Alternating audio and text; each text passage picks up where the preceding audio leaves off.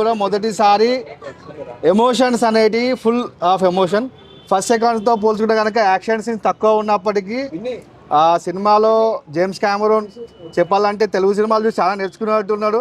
Triple R చూసి కానీ ఏదైతే చూశాడో దాని ద్వారా ఎమోషన్స్ మాత్రం అయితే తల్లిదండ్రుల మధ్య ఉన్న ఎమోషన్స్ నిజంగా అద్భుతంగా ఉంటాయి. నిజంగా తెలుగు సినిమాని చూసినట్టు అనిపించింది. Hollywood movie Telugu emotions.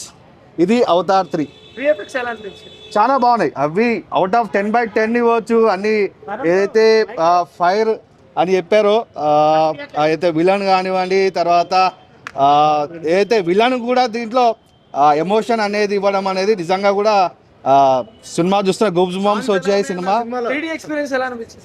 3D బాగుంది. 3Dలో ఏంటంటే మనము పాత స్టైల్లో ఇండియన్ స్టైల్లో 3D కాదు, ఇది హాలీవుడ్ స్టైల్ 3D ఉంది.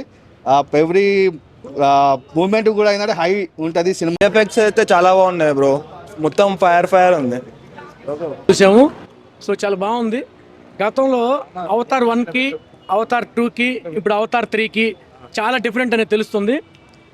ఎందుకంటే అవతారు మనం 1 చూసినప్పుడు కానీ 2 చూసినప్పుడు కానీ మన తెలుగులో రామాయణం అనే ఒక మెసేజ్ అనేది ఉంది. రామాయణాన్ని ఆదర్శంగా తీసుకున్నారు అని ఒక మనం తెలుగు ఇండస్ట్రీ మొత్తం కూడా, సో యావత్ తెలుగు ఇండియన్స్ మొత్తం కూడా దాన్ని ఊహించాము.